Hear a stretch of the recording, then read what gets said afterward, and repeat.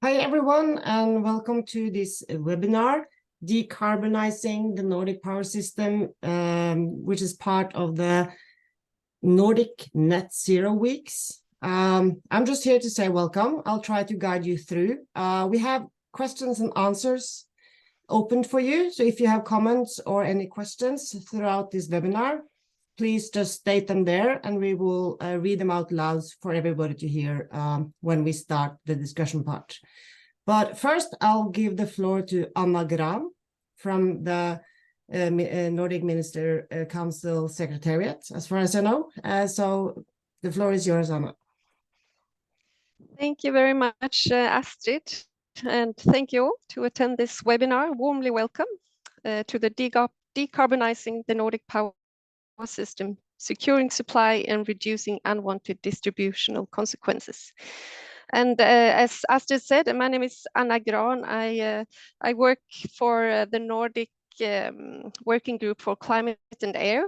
And I'm actually a stand-in if you may be seen that there's another name in the program. My colleague Marie Karlberg from the Nordic Council of Ministers Secretariat is unfortunately ill today. But I'm really pleased to be able to introduce this webinar on a theme that's incredibly good example of Nordic, I must say. I think that the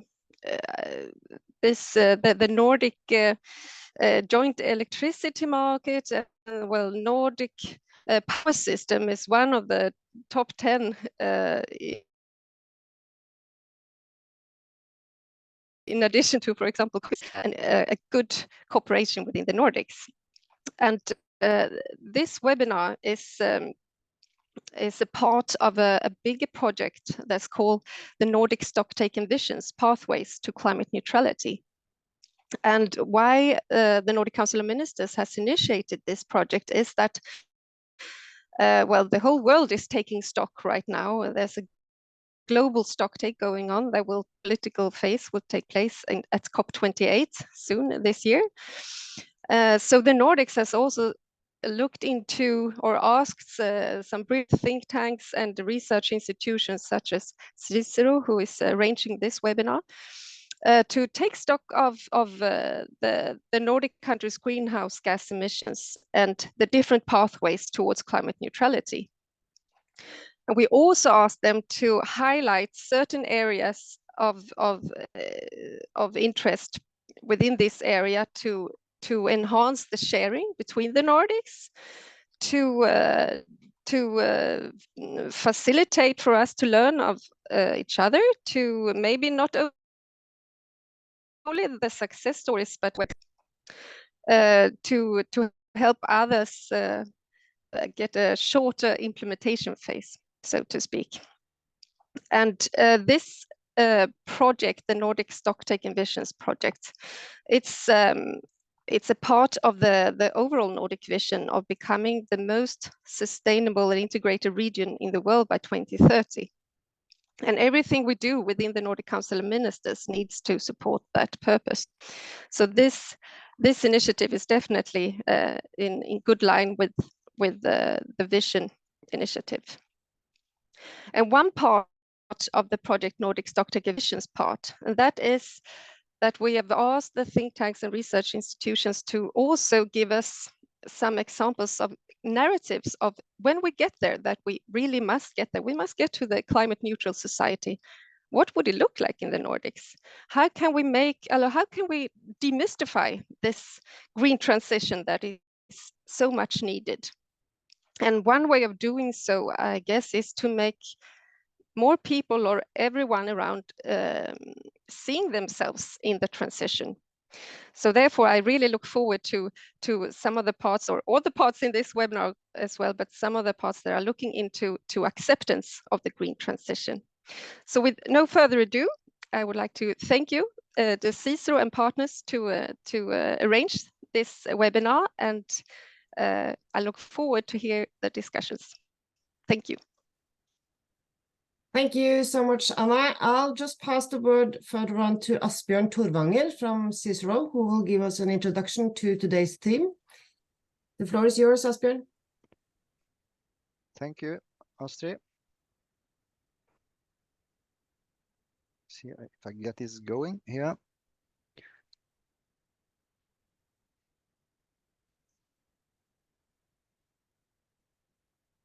It's moving a bit slowly here. Just a moment. See.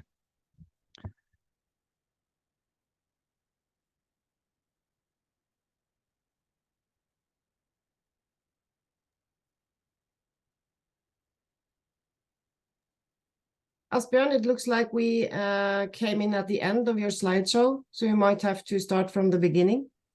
Okay, let me see. Let me stop sharing and try. Sorry about this. Let me try once more. Let me see. Share. While Asbjørn is sharing with us again, I can, for new people who arrive, I'll just say that if you have comments or questions, please use the Q&A to post them, and we will read them out loud later on in the discussions.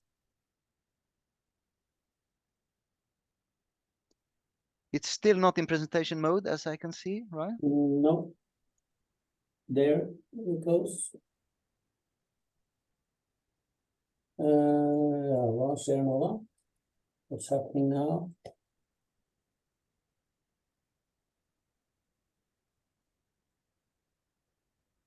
Well, let me try once more then. Sorry for these technical difficulties here.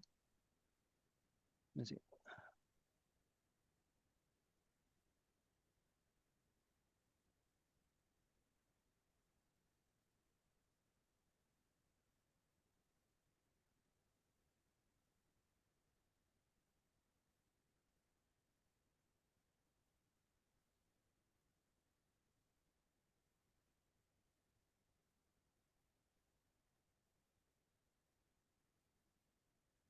Shall I do it,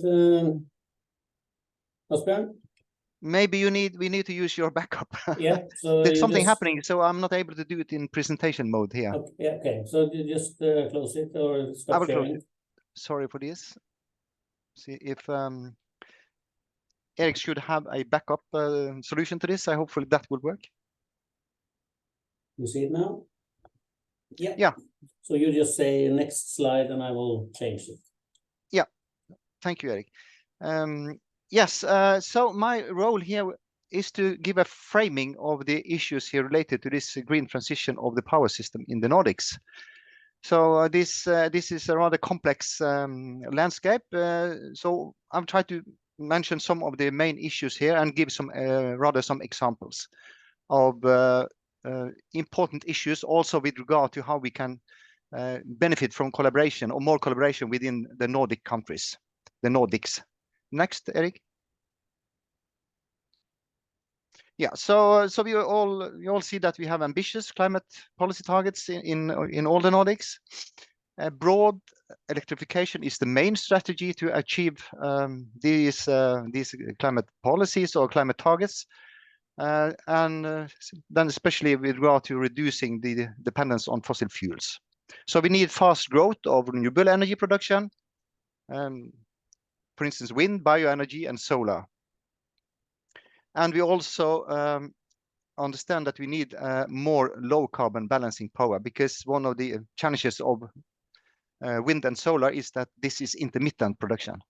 Next, please, Eric.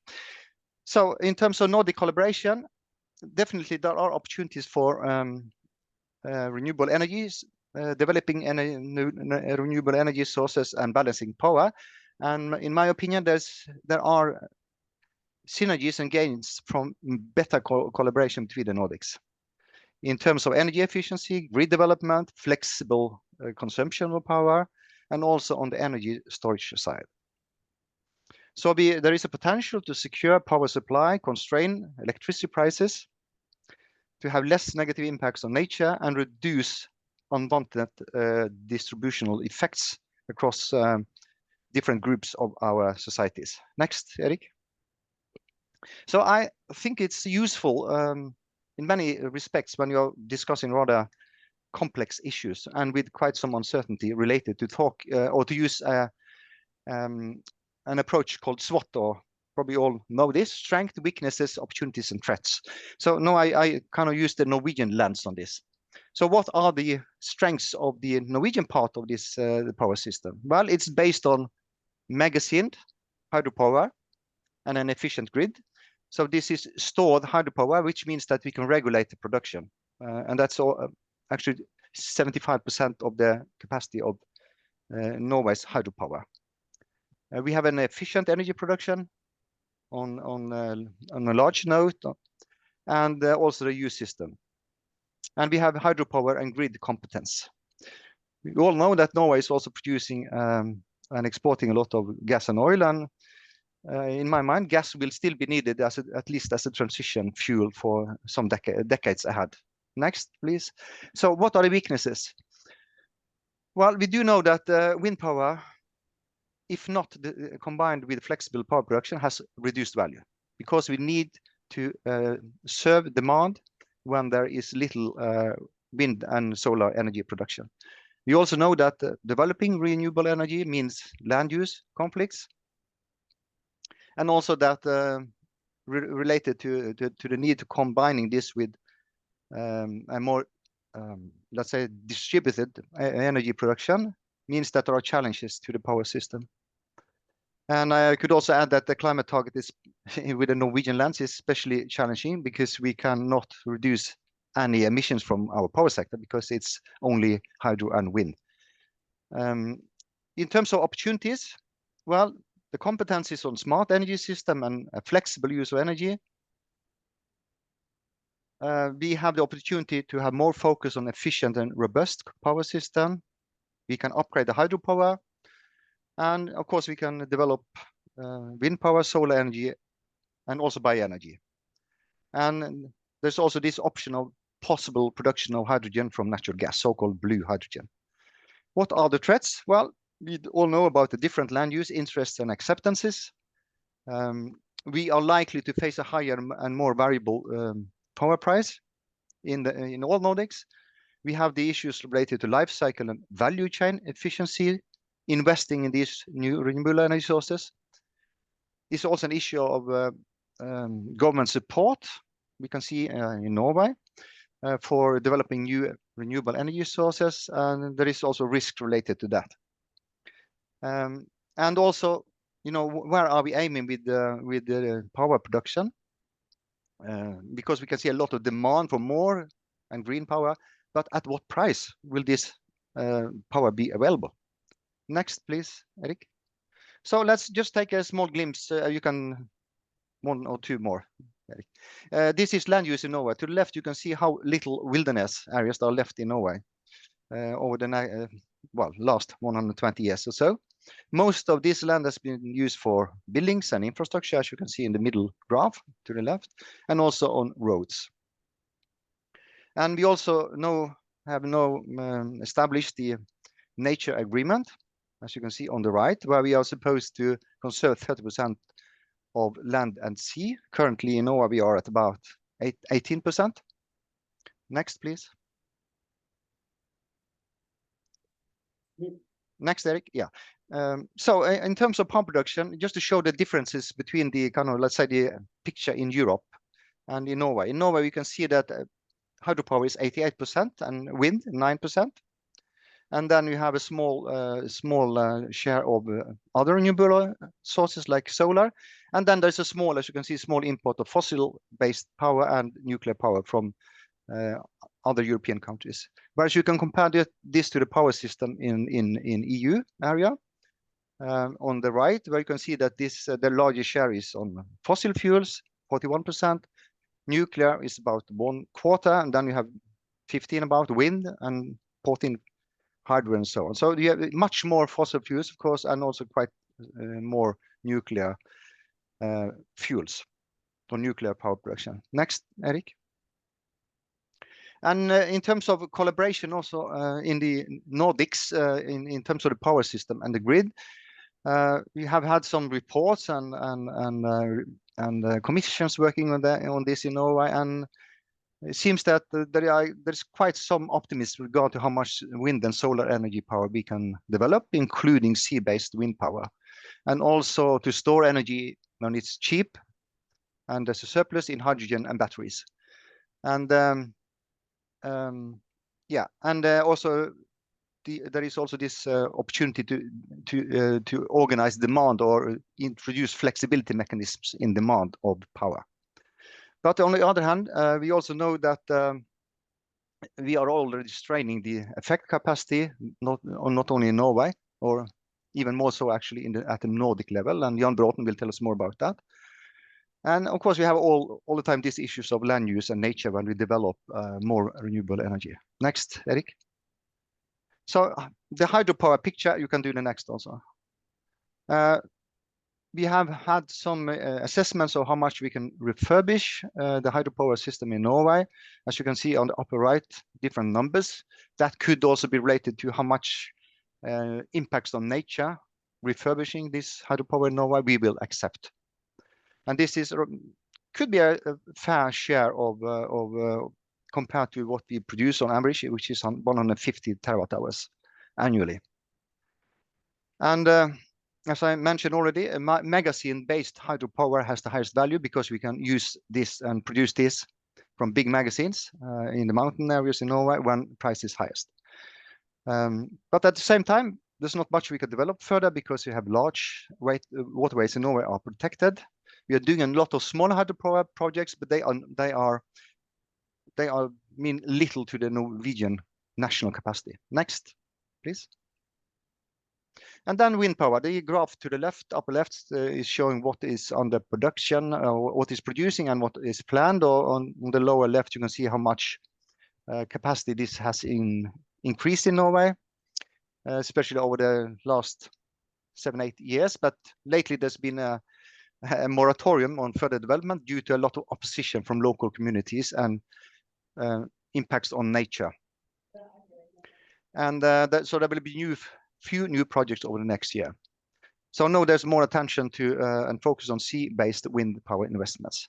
But we also understand that there are many cost and efficiency challenges related to that. Next, Erik. So that's it. Thank you for your attention. Thank you so much, Asbjørn. And I will give the floor further on to Jan Bråten from Statnett, as Asbjørn already mentioned. He will tell us a little bit more about the role of the power systems in Norway and all Nordics in the green transition. The floor is yours, Jan. Thank you. Do you see my screen now? We do. Very good. Then I go on. Thank you for the invitation. I'm asked to. I think there is a slight overlap between the previous presentation and mine, but I was asked to answer the question, the role of the power system in the Nordic green energy transition, and in particular, how can we secure sufficient flexibility, and how can we realize the biggest gains from the Nordic collaboration? So I will return to those questions at the end and touch them during my presentation as well. These are big questions, so one might spend a lot more time. Oops, something happened here.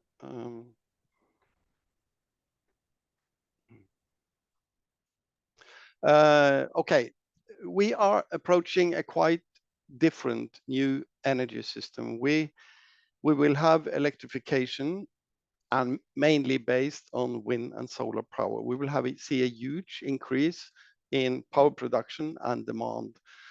This is an illustration based on the expectations from the Nordic TSOs. And if you look at the 3x here, we more or less expect a tripling of total power production until 2050, and almost all of that will be production solar and onshore and offshore wind production.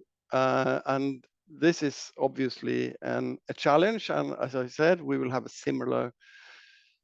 expect a similar demand growth related to electrification and also new industries, mainly green industries. And it's worth to note 2 points here. The first is that the power system must have balance between supply and demand every second of the year. This is a must to avoid a breakdown of the system and blackouts. Furthermore, we should use all energy resources efficiently. That's also that both of these points have a relation to the need for flexibility, or how to handle all the variable power production. And the reason to promote efficient use of resources is both economic in a narrow sense. It's about reducing CO2 emissions and also protecting nature by avoiding too high investments in grid or wind power, for example. So, so with this, I would also like to point to a particular challenge that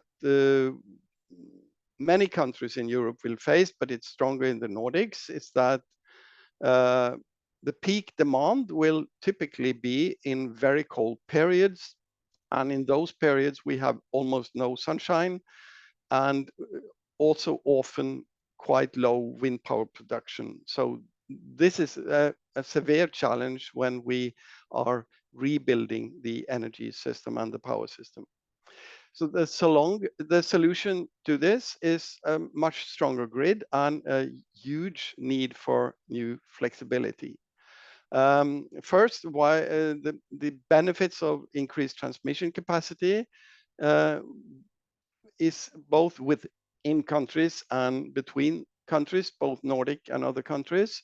And one of the reasons is that wind, sun, and hydropower have lower correlation with increased distances. I have illustrated this with this figure. You can study it in more detail afterwards, but it's if you are quite close to one point, the starting point is the X in this figure, then you have almost 100% correlation, but the longer you get away, the lower the correlation. And by combining different areas, we get a more stable production.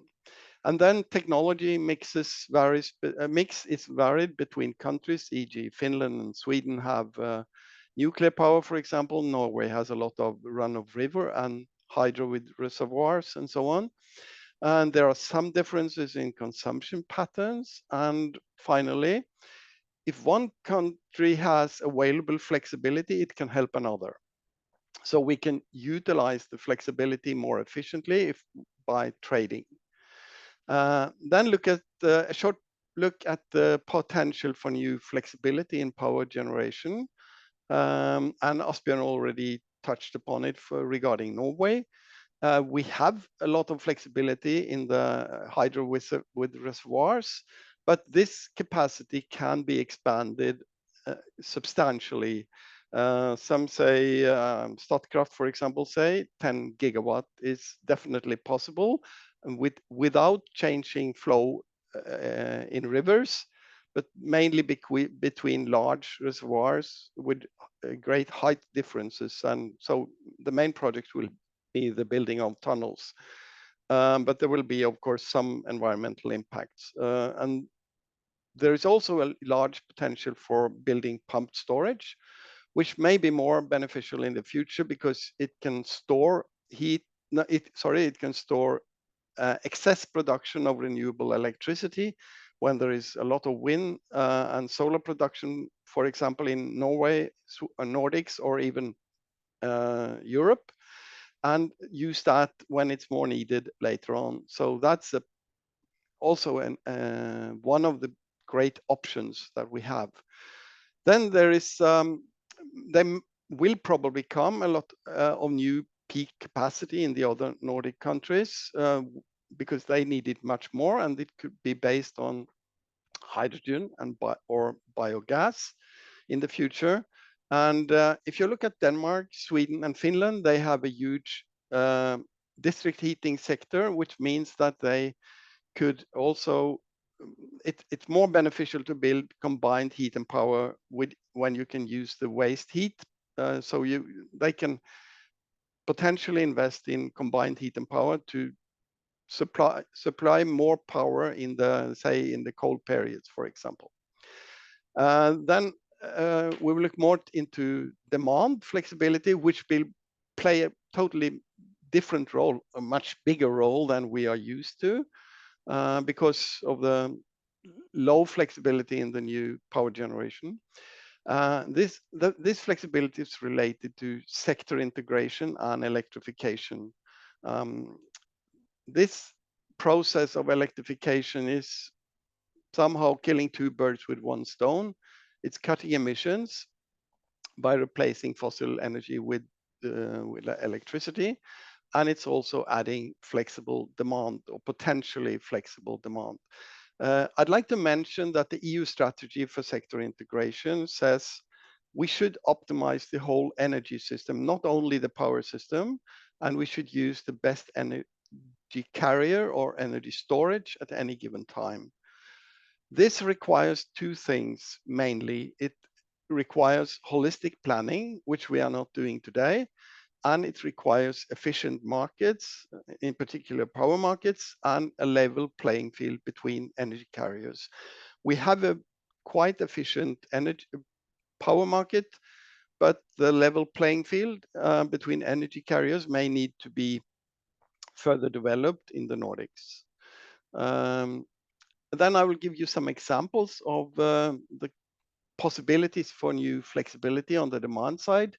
Electrification of transportation is offering one such option, because we can optimize the time of charging the cars, the buses, trucks within the day, or even within a week, probably in the future. So that's how to move around electricity consumption in a smart way. Then we have the growth of green hydrogen that probably will and can be an important source of flexible demand.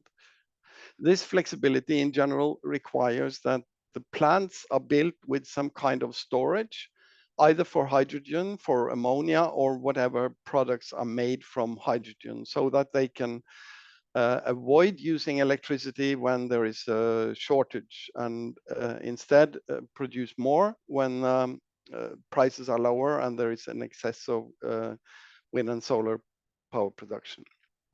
And there are high volumes of hydrogen planned in some Nordic countries, not so much in Norway so far, but in northern Sweden, there are huge plans for green hydrogen. And also Denmark, for example, have ambitious plans in this field, and that could add a lot to the flexible demand. Then to the heating sector, which is quite important and often neglected. Heat is almost half the total energy consumption, and the heating sector has a great potential for flexible power demand. That's both in the very short term or in the long term. In Norway, we are, or in most Nordic countries, we have electric heating of a domestic water supply, the tap water, and that could be moved from, say, peak hours to off-peak hours at night. But maybe more important in the long perspective is the long time frame flexibility. And in that context, the idea is use electricity when it is abundant and prices are low, and other energy carriers, say bioenergy, heat storage, when electricity is scarce. So that's the general idea, and there is a huge potential for that in the Nordics, in particular in Sweden, Denmark, and Finland, because they have a very big district heating sector, and district heating can switch between different energy carriers, including electricity, so that we can use electricity when, say, just to simplify, prices are close to zero, and other energy carriers in other situations. But in this case, there is a need to rethink the policy, because it's been more or less neglected or frowned upon to use electricity, even in cases where you have too much power production. Norway should more or less go in the other direction. We need to develop more district heating and or other alternatives where you can to other alternatives to electricity for heating purposes. That has many benefits, in particular that it will reduce peak demand and then reduce the pressure on the grid capacity and production capacity. It will also reduce total demand and then the need for, say, wind power. And it could and probably would also add flexibility to the demand for power. The same principle could be applied for industries that are seeking to electrify their heating to get rid of fossil energy for heating. They should consider keeping the old system as a backup.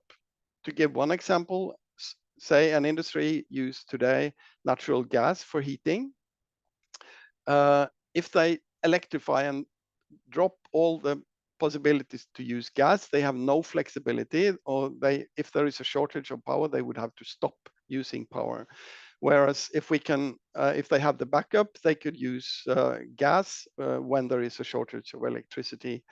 And in the longer term, they could use biogas instead of natural gas, so they can still be emission-free.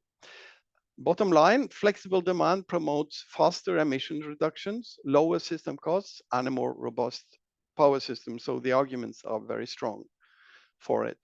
Then just a brief theoretical point before I conclude. Theoretically, there is an optimal mix of grid capacity, local flexibility, and power production if you look at any one specific region. And with production here, I mean hydro, run-of-river, wind, solar, nuclear, and so on. And this optimal mix depends on the cost of grid, the flexibility of power production, the grid flexibility and the power production, and characteristics of the production and consumption pattern. I won't go into details here, but the point is that it's not just one answer to how we balance the whole system, but there is a point that we need more grid, we need more flexibility and more production. But exactly how much of each is open for some considerations. So to conclude, how can we secure sufficient flexibility? As I said, strong grids is very important. Power markets are essential for developing new flexibility and exploiting the existing flexibility in a good way. So markets give essential signals both for investments and use of flexibility. And I also think we need to develop regulations so that they promote harvesting the benefits of sector integration and the development of the best type of flexibility. And again, how can the biggest gains from Nordic collaboration be realized? The backbone is strong interconnection, strong grids, and a well-functioning power market, or power markets, which is both day ahead and also the more short-term balancing markets. And secondly, that we should keep in mind that we should take advantage of the differences between the countries. The national and regional differences in resources and opportunity. I mentioned hydropower, where the biggest potential is in Norway, heat sector, which have very big potential in all the other countries, and green hydrogen, which at least somewhere have very big potential as well. And lastly, I would say that we have a very good starting point. We have a good collaboration already, and we exploit the difference and different resources quite well today, but going into the tripling of power generation, we need more. Thank you. Thank you so much, Jan. And before we continue, I'd just like to again mention that use the Q&A if you have comments or questions, and we'll come back to all the questions and comments there when we have discussions afterwards. Now I would like to give the floor to Kristin Linderud and Eirik Ogner Jåstad from NMBU, the Norwegian University of Life Sciences. The floor is yours. Yes, thank you. I will share my screen. Here we go. So I will like to present about the question how much wind power and solar power. We don't Eirik? see your screen. You have. We don't see your screen. You're not sharing Oh. it. Haven't I shared? You have to Strange. confirm share. Okay. Let's share and then you confirm it. 1 second. Share. Now you see it. Yes. Thank I you. guess. Yes. So I'll have gotten this question that I will answer. How much can wind power and solar power contribute to the green transition in the future? This is, of course, a quite open question, and as we will see, I don't think it's the technical potential that is the problem in the Nordics. It's more how much we need and how much we are willing to use on it, both when it comes to land use and to costs.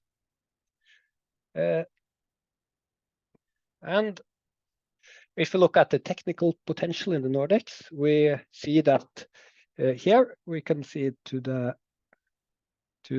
left, we see the solar potential.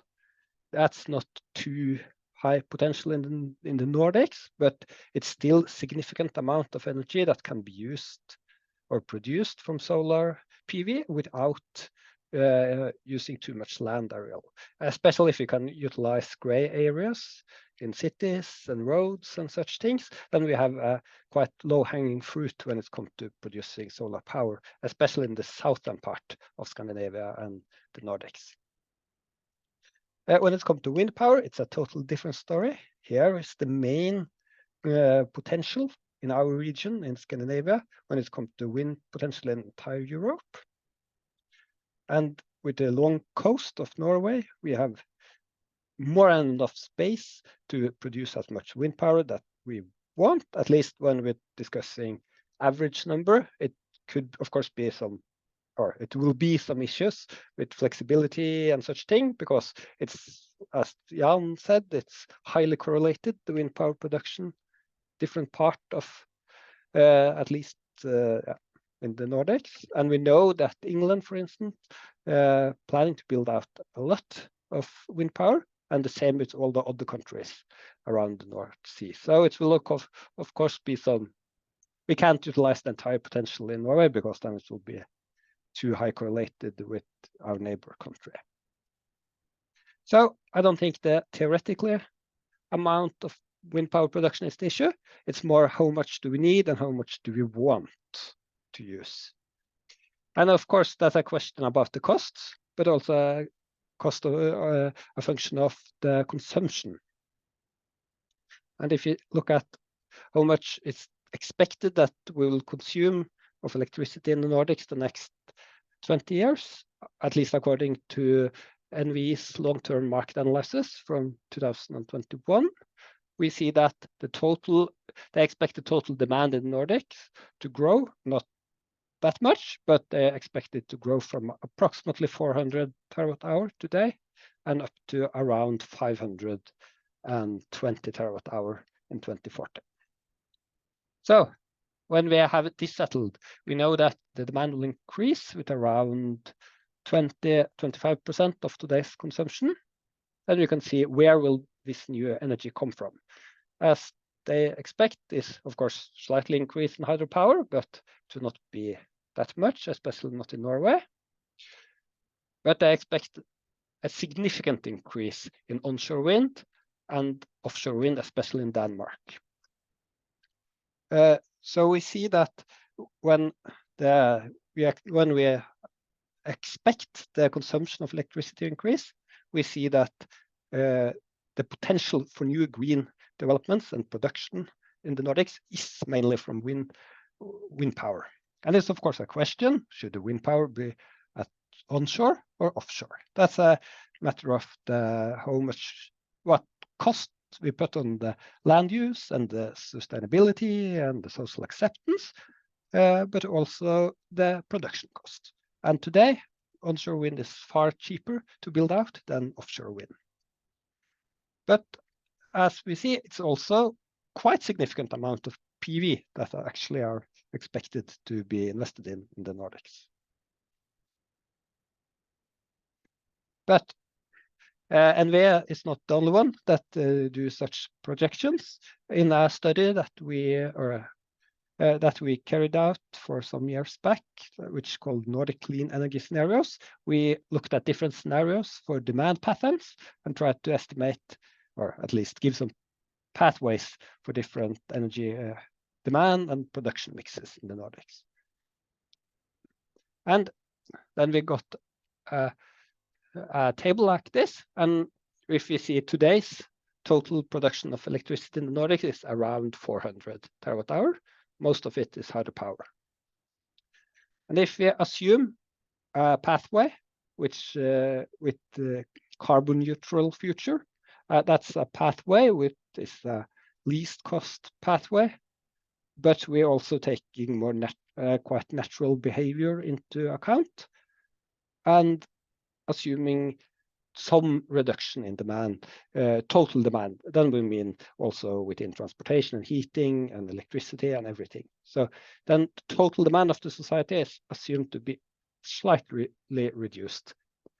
Even in such scenario, we see that the total demand will increase, or the total production will increase to up to 600 terawatt hours. And again, most of this will come from wind power and onshore and offshore wind power. If you assume another scenarios where we say that the Nordics will start to export more power to EU in order to help the rest of Europe with decarbonizing their economy, we see that the total production in the Nordics will increase slightly, but not that significant. And the same if we assume even higher help to the other Nordic countries, then we see that especially the offshore wind will increase quite significant. And another question is, will the Nordics help the Europeans to reduce their use of natural gas and instead start delivering hydrogen? And in this case, we are assuming only green hydrogen. And you can see that depending on the amount of hydrogen we producing in Norway, we can produce from slightly higher than today's amount and up to almost 1,400 terawatt hour. And in this scenario, we are assuming that around 150 terawatt hour of hydrogen or electricity used for producing hydrogen is exported to the rest of the Europe. And in all of those scenarios, will the PV production account for around 10%, some higher in the highest production scenarios, while the onshore and offshore wind will approximately account for around 1/3 of the demand, especially in the highest scenarios. But this is not the only solution. There exist other pathways, which maybe is the most boring one, and then is to consume less. That's the main point. If you want to not use that much land use, we have to reduce consumption somehow. I think that now I'm sending the word over to Kristin, and we'll talk about likeliness and sustainable social acceptance.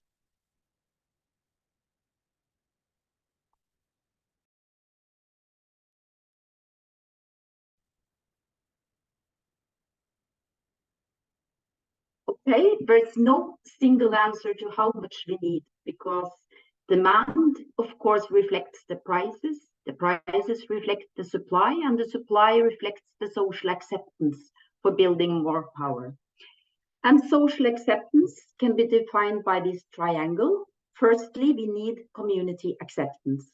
We need that the local municipalities where the developments are made, solar power, hydropower, wind power, accept these developments. And it's very much about justice. It's about fair procedures, and it's about fair distribution of good and evils, and it's about trust. And then secondly, on a more general level, it's about that everyone in a country in a way support these developments. And that's about technologies. It's about the policies to, for instance, pay subsidies. And it's about key stakeholders like the power intensive industry and their opinions.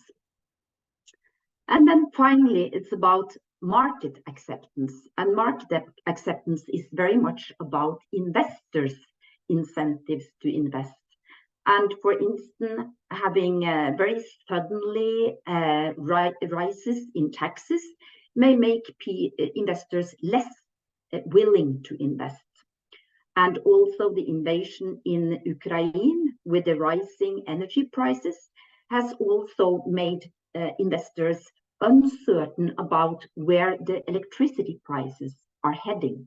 So all these levels, the community, the general level, and the market acceptance must accept that we promote more developments of renewable. And a lot of research on social acceptance has been done on onshore wind power. And on the positive side, of course, local activities, new jobs is very important on the positive side, and also energy security, and finally also helping mitigate climate change is things that make people very much for such developments. On the negative side, we have the destruction of biodiversity and loss of species, but also cost for nature that we are very attached to, nature that we love. And finally, there's also, of course, the case with the reindeer farming and the Sami population that we have to take into consideration. In Norway, we had full speed in wind power developments from 2016, when the technology suddenly matured and where all the power companies took their licenses and started constructing at the same time. So in 2020, Norway was in fact among 5 countries globally that installed most capacity in onshore wind power. And all this development made people very reluctant, or it created a lot of resistance among people. So then we had full stop in providing more licenses for onshore wind in 2019. And then 3 years later, the authorities opened up for licenses for onshore wind power, and that was triggered by Putin and rising electricity prices. And this yo-yo politics, of course, it's not good for the sector, and it's not good for society. Then we have been looking into what happens when we move wind power development from onshore locations to near shore or offshore location, like shown here on the map. And what has interested us is the enthusiasm that we can find in surveys for offshore wind versus onshore wind. People in general like very much that we build far away out of the sea. But also, this must be balanced against the skepticism against internationalization, because, of course, this huge development requires international capital, international knowledge, and international markets. And we find that although people prefer offshore wind to onshore wind, they are skeptic, even more skeptic when it comes to this internationalization. They want some kind of national control over the use of renewable energy resources. And finally, what about solar power? Well, I think resistance may be less if we build in gray areas in former industrial sites, alongside roads, and on top of huge buildings, or in combination with agriculture. Otherwise, I think the pros and cons will be very much of the same type as we had experienced for offshore wind. And then, Astrid, can I come with a set of 6 policy recommendations? Yes? Well, lessons for politicians. I think firstly, they need to communicate clearly the purpose and the quantity of what is needed so that people understand why we are developing these kind of new energies. Second, I think we should ensure a gradual development, not too fast, because a yo-yo politics where you push very hard to develop wind energy and then you have to have full stop for several years, that is not the fastest way to solve the problems. Third, I think we have to keep the natural capital constant. The industry should cooperate with the restoration ecologists on how to maintain natural capital while building new wind power and solar power. I think also we should introduce nature fees, and that would make developments in gray areas and in agricultural areas relatively more competitive than if you build in untouched nature. Fifth, I think we need to keep national control on management of renewable sources, because that would, I think that's a factor that very many inhabitants care very much about. It has to do with energy security, it has to do with nature preservation. And sixth, share super profits with municipality and general public. And in fact, Astrid, it was a 7th point, shared risk with the industry. I think the government should not only tax potential super profit, but they should also take part of the potential losses. Thank you. Thank you so much both to you, Kristin, and to Eirik. And I guess that where you ended now, we will continue on how to prioritize between climate, energy, and nature. And to guide us through that, we have Terje Krohn from Naturvernforbundet, or Friends of the Earth Norway. So I'll give the floor to you, Terje.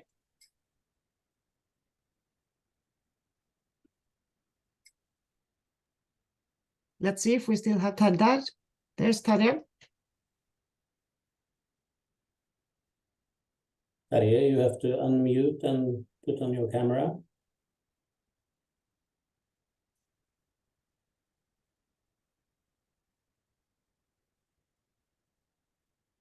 Your presentation is okay, but we can't see you and we can't hear you. Now it's all right now, I think. Yeah. Okay. Very good. I need to go to the first one. Yes. Thank you. Norwegian Minister of Climate and Environment has criticized Naturvernforbundet and not accept that we need to sacrifice nature to allow wind power plants needed to replace fossil fuels. I will argue that we don't need to prioritize, but I've also mentioned that Naturvernforbundet is not in principle against wind power. I will use Norway as an example, but I think that many of my points also are relevant for other Nordic countries. But let me start with, okay, next one. Okay, let me start with hydropower.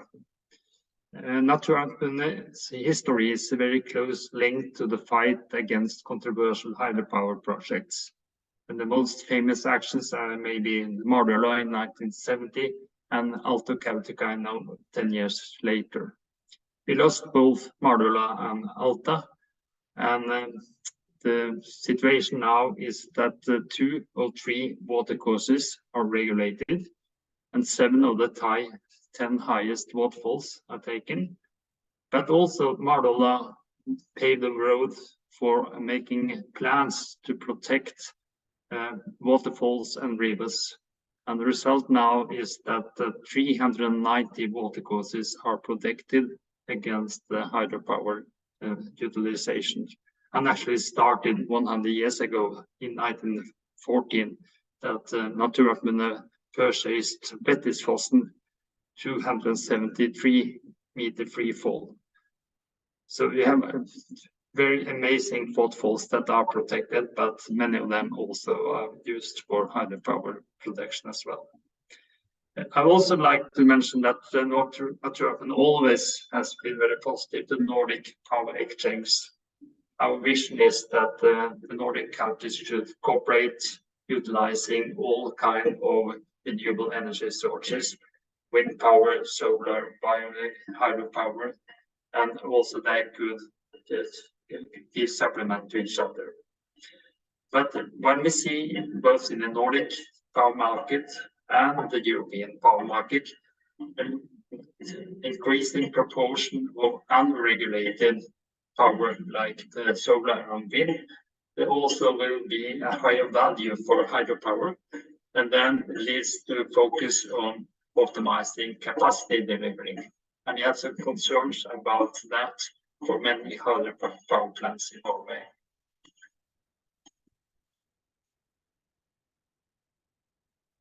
I will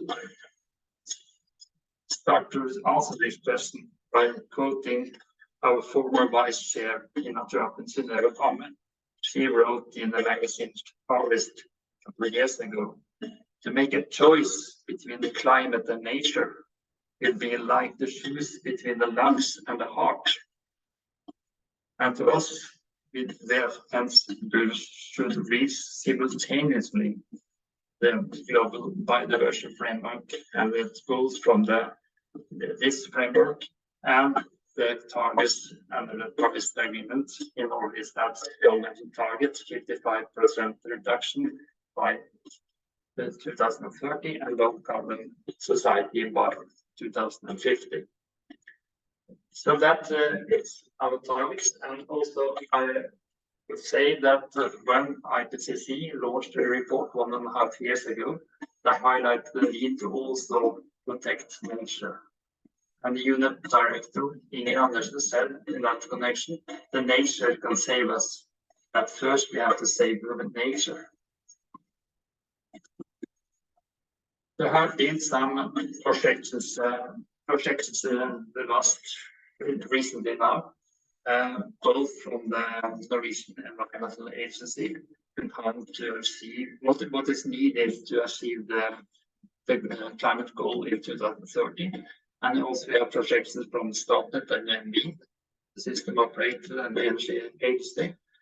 But we see that there are some need for the more demand for energy power. Most if we like to reach the goal, climate goal 2030, and maybe Statnett and we don't believe in reaching that goal. But when you're looking at the energy, not the environmental agency, you see that they lack power demand to the battery industry, hydrogen, and that simply because they don't contribute to reach the Norwegian goal. So that means that in some way we have to give access to more power in the future to 2030. And the question is how to do that. And for Naturhappen, the key is energy efficiency. And that's in line with the IEA report roadmap from 2021, highlighting the need for increasing substantially the annual rate of efficiency. It should be 4% per year. We are not at that scale now globally. And also in Norway, there's an energy efficiency potential that is rather used, I would say. The Energy Commission said that it should be possible to release 20 terawatt-hour by 2030. The lion's share of this will be power. So that's an opportunity to release some of the necessary power that is demanded.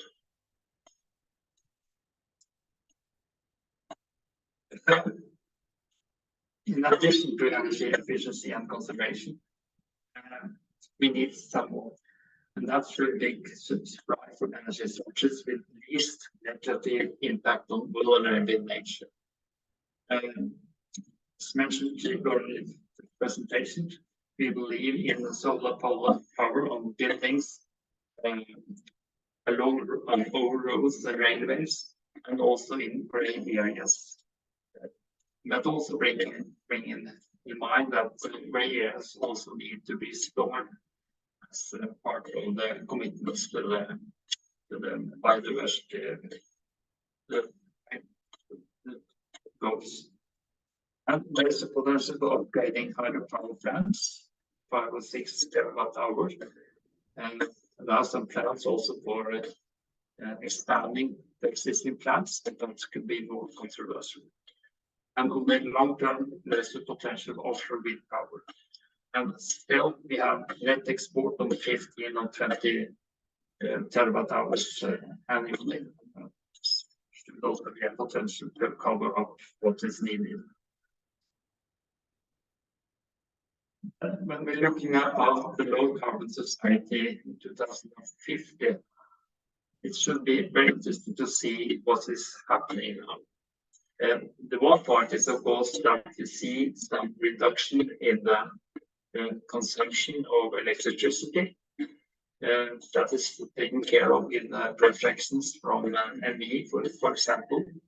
We also see new business models that could be less energy consumption than those we have today.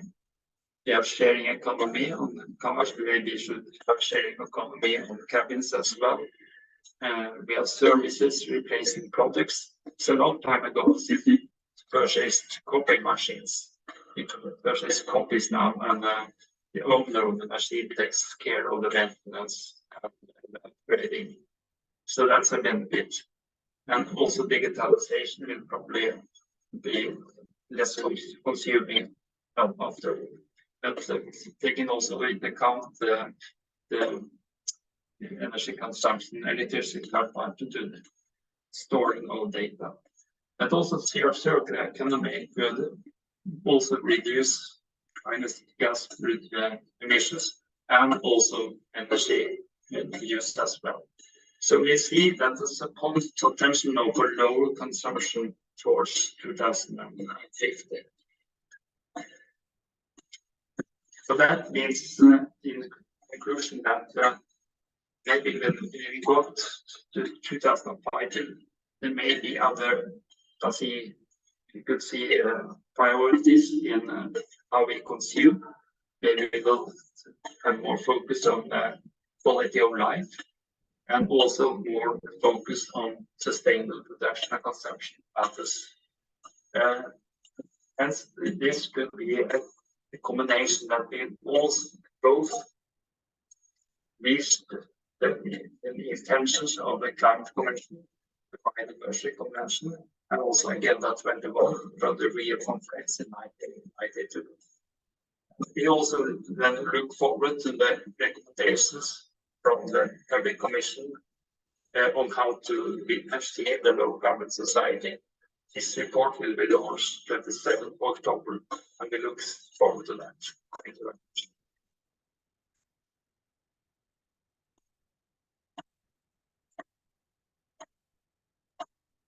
Thank you so much, Terje.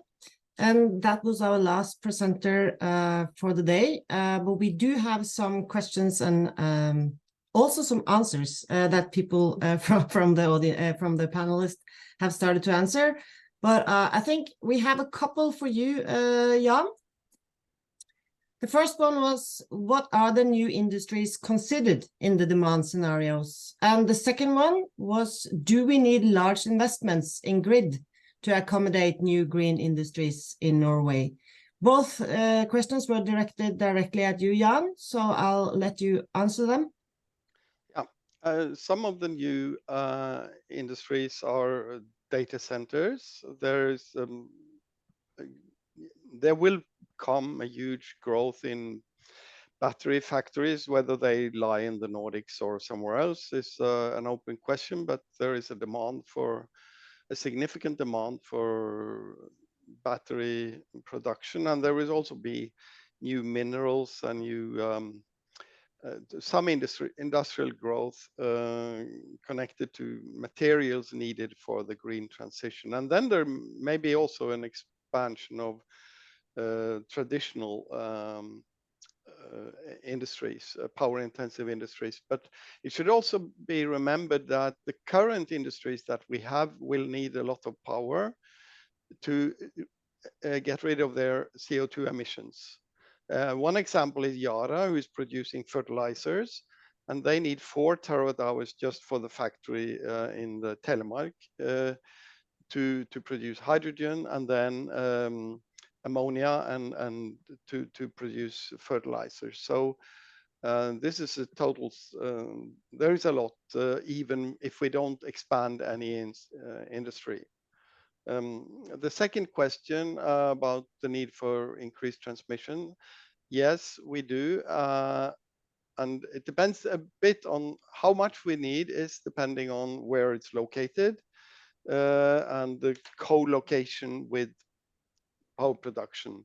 So if we have a good coordination of where you say, for example, offshore wind is attached to shore, and where new industries come, the need for more transmission capacity or a lot of power lines may be lower. But our general analysis says that we combine reinvestments in the current grid with expanding capacity. So a lot of the expansion will come as a response or in the same area, the same, just replacing a line with an older line with more capacity. But there will be additional investments both in power lines and transformers and so on, and quite high investments in the coming decade, more than 100 billion Norwegian crowns just in the Norwegian grid. And yeah, it's I think that's could be an answer for now.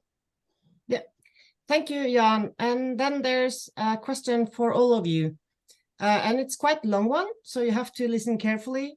I would like to hear more about what the presenters think about the public opinion to wind on land. 1, can we afford to say no to wind farms close to where we live and say no to wind farms in untouched nature? And 2, in communication, there's a lot of focus on the benefits of developing more renewable power plants. Should we tweak communication towards more, we need to do this, if not we will have less security and supply, higher prices, etc. Whose responsibility is it to communicate this? Power plants, the developers, local municipalities, the Norwegian governments, or other? Asbjørn, you raised your hand. I did.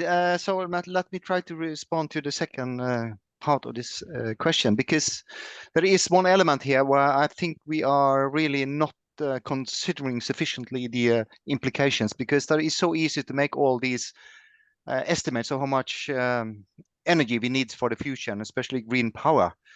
But remember, we need also then to base this on what I would say are realistic projections of what the power price will be in the future.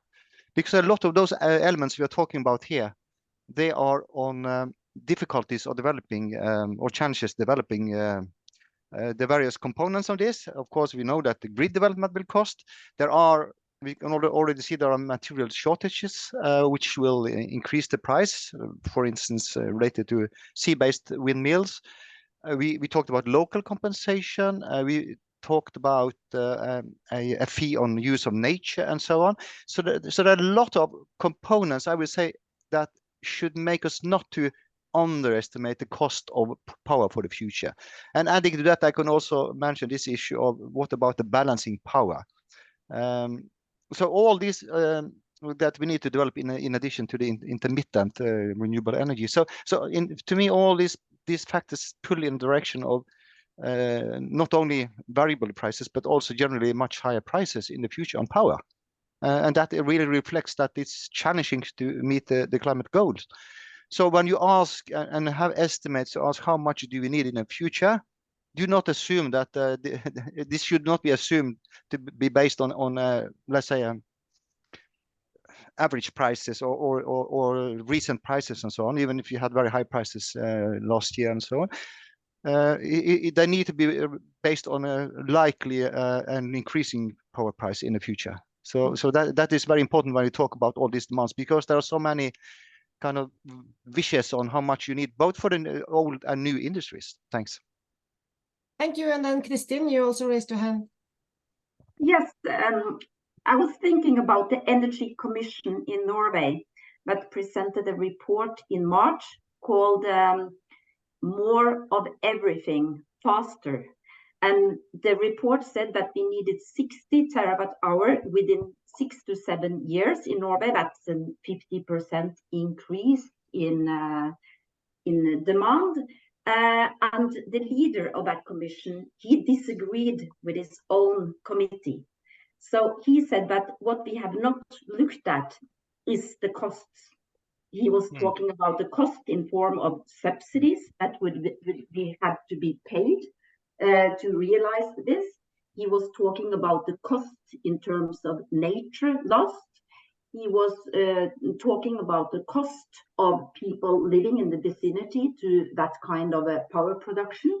And he argued that we had to develop energy much more or more slowly. And that would, of course, mean that we will have higher prices. But I think from a social economic perspective, it's right that the prices of electricity shouldn't be too low. They shouldn't be like today, 2 øre per kilowatt hour. Or they shouldn't be 10 or 20 øre even. They should reflect that it has a cost to both society and for nature to develop these energies. And I think that the better approach to this is to look at the concept of sustainable development, where we, of course, look at energy security and climate issues, but we do also look at the protection of nature, which is the second threat against the planetary boundaries, and also social justice. So we have to, when we talk about building close to where we live or use nature, etc., we have to do this in a balanced way. And I think the natural capital approach, where we keep the natural capital constant, that we focus on what to protect 100% and what to use and how to compensate or to restore compensatory areas. I think that's a very good path to follow, cooperating economists and industry and restoration ecologists together. Thank you. I'll give the floor to you, Jan. You also raised your hand. Thank you very much. This is a very interesting question, and I think there are many items here that we could discuss lengthy. First, I'd like to say, obviously, we are rebuilding or rechanging both the energy, the power system and the energy system. This affects both demand and supply. And there obviously is a lot of uncertainty how this is going to play out. And prices will play a role in that. But we do not expect very much a higher power prices, and that's because we, in our Statnet's, how we see the future is that, well, let me phrase it another way. The figures I presented you before are maybe on the bullish end of power, the growth of power production, and production and demand is closely associated, but not one-to-one, but closely. And one question, if we are limiting very much, say, wind power onshore, and offshore is the only way, then we say that the only way to think of a huge growth in the power consumption in Norway is that you have a significant cost reduction of floating wind power. And Equinor has said that they have thought that maybe by 2030 it could be down to 50 euro per kilowatt hours, which is not so expensive. And we've seen that with many other technologies, but obviously that's uncertain. And then you have the whole question, wind power onshore in gray areas could be quite cheap and have a profitability being willing to pay for use of land and also compensate local communities. So, but all these things are uncertain. But again, prices will play a very significant role in both the incentives and to build the grid and to increase flexibility and to grow power production. So, and I think regarding demand and willingness to pay for power, there is a distinction between industries that are already here, have done all the investments in infrastructure and so on, and need to cut their emissions right where they are located today.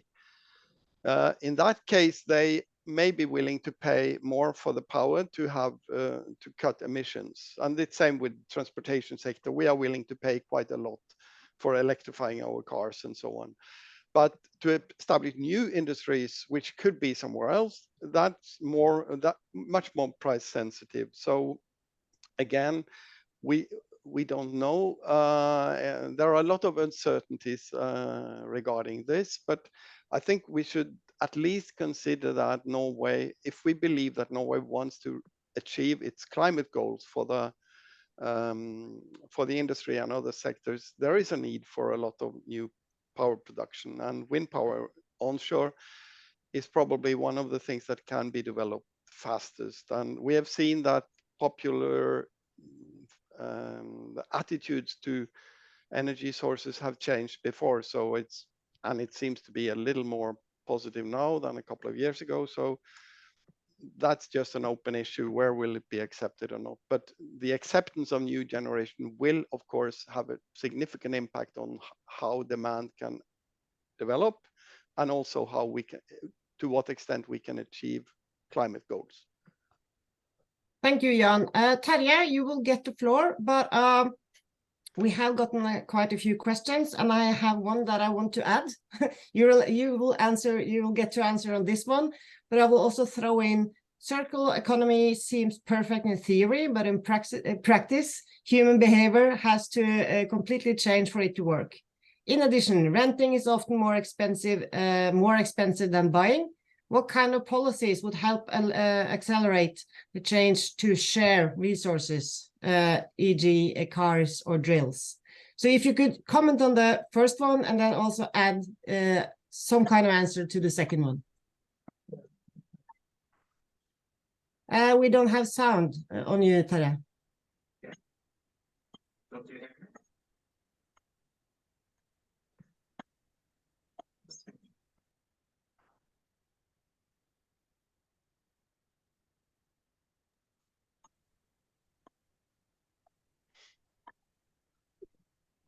I think something happened with your sound, because we can't hear you anymore.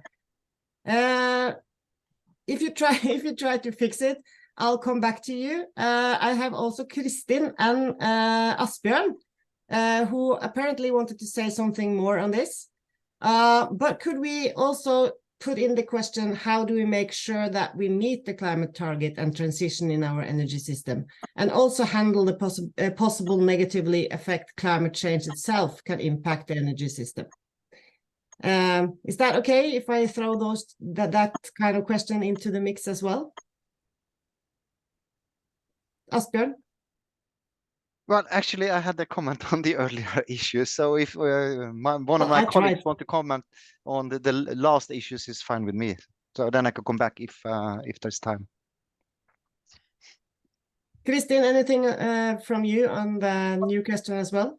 Of course, when it comes to climate change, the most important things that we can do is to cut the uptake of oil, gas, and coal. That has an immediate impact on climate change. When it comes to green solutions, I think we have to look at offshore solutions. The International Energy Agency, they say that offshore energy or offshore wind energy will be the single largest supplier of electricity in Europe in 2040. So that means 20% of all electricity provided by offshore wind energy in 2040. And of course, we have to look at other energy sources as well. We have to develop solar power on land. We have to also develop some more wind power on land. We have to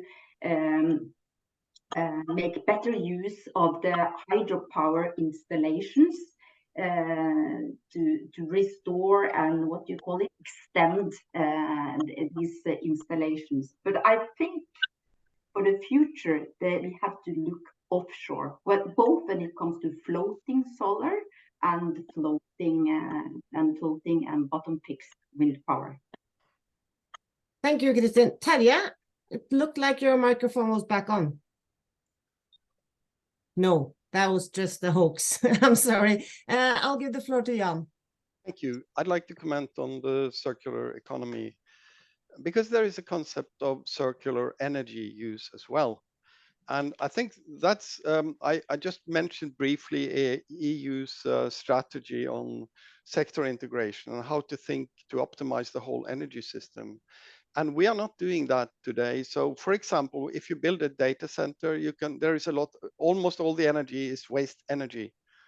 And you could use that if you could co-locate it with, say, greenhouses or a district heating system, you can use that energy again. And we need to think much more in those ways so that we, both when it comes to materials and energy, we think in circular terms. And obviously there is a lot of waste heat, for example, today that can be used already, and we need to do energy efficiency measures as much as we can. And we need a totally new approach, and that can reduce the need for onshore wind power, for example, or any kind of wind power. But I still think we cannot avoid it if we want to reach climate targets. So circular economy and circular energy is important, but we are not taking care of it properly today. Thank you, Jan. Asbjørn? Yeah, I wanted to comment on two issues here that are related to not so much circular economy, but the broader picture here, where I actually think there has been too little analysis, and some of the let me say the plans and estimations are based on weak foundations. And the first one is that there's actually a lot of in terms of some of these renewable energy investments, especially sea-based windmills, there are actually very large demands on that type of technology, given the very harsh environment of the sea, and you need a lot of materials, so in short, there's going to be some challenges developing that, and of course you can do everything, but at a cost. So in my mind, many times you consider there's too little LCA, life cycle assessment considerations, and looking into the value chains of this, and too much optimism. And to me, that doesn't play well with the saying that, well, prices will not be so high in the future. I think they will be much higher than we hoped for. And that leads me to the second aspect of this, and that is that Kristin, you talked about social acceptance. What we do know is that when you increase prices on both on power and fuels, this will mostly negatively affect those social groups that have lowest income. So there is also a kind of political or social acceptance part of this, which makes the whole issue also more challenging, at least in political terms. So let us not forget that. And there's a third one I also would mention, and that is that we can see, for instance, in Norway, that there is a lot of government subsidies and support to take a lot of the risk going into these new technologies, green technologies, and of course you might say that, well, that is necessary to get this going, but at the same time you do know that there are some what I call issues regarding efficiency and risk management related to this, because we need these industries to be profitable on their own. They must be run by the industries of the future. So if you spend a lot of money, government money into this, you also need to phase out that money eventually. So there are challenges there. In a sense, when the government puts a lot of money into certain areas, do they really choose the best technologies? I don't know, but there is a risk there. Thank you. Thank you, Asbjørn. Terje, you raised your hand. Let's see if you have, I really feel for you, so I would like to check if you have sound again. Can you hear me now? Yes, we can. Oh, that's it. I can be very short. First on wind power, it should not have wind power in nature that's unspoiled. We have an example now in Finnmark, in northern part of Norway, when a building trying to build a new wind park just to give power to Melkøya, the oil and gas installation there, and to my opinion, very unrealistic hydrogen power productions. So that's an interesting case. And also we have very interesting issues coming up in northern part of Sweden now. They are going to invest 1,000 million Swedish crowns and also need 80 terawatt hours to produce green steel, etc. And that will be very interesting to see how they're going to have access to all that kind of electricity. And also very short remarks on circular economy, very interesting questions.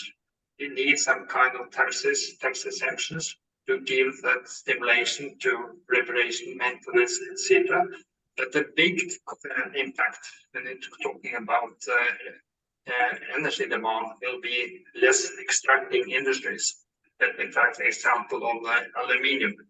When using recycled aluminium instead of producing from bauxite, uses only 5% of the energy. So that could be a very big advantage. But I agree with Asbjørn, we need to have more interest and more research on the consequences of recycling. Also, Thank you so much, Terje. Time flies when you have fun. So we have to start to wrap this up. I found one question who said, how fast do you think we can phase out oil and gas in Norway, realistically? And I realized that's a whole new webinar, and we would never be able to, to end this day if we started to tackle that one. I'm so sorry to those of you who didn't get your questions read out loud. I tried now to listen into the answers, and elements of almost all the questions has already been tackled by the speakers. I would like to thank all the speakers for joining us this afternoon. And in the end, I would also like to point out what I started by saying, that this webinar is part of the Nordic Net Zero weeks, because it spans over 2 weeks. So the 2 next webinars in the series are next week on the 2nd of October and on the 3rd of October. And in the invitation you got for this webinar, you could also find the rest of the webinars in the bottom of the invitation with the links where you can sign up. The themes for the next two ones are consumption-based emissions, and then CCS and CDR as the last one. So if those are topics that interest you, please join those webinars. And then I will just say on behalf of Cicero, thank you for participating and have a nice weekend. Bye.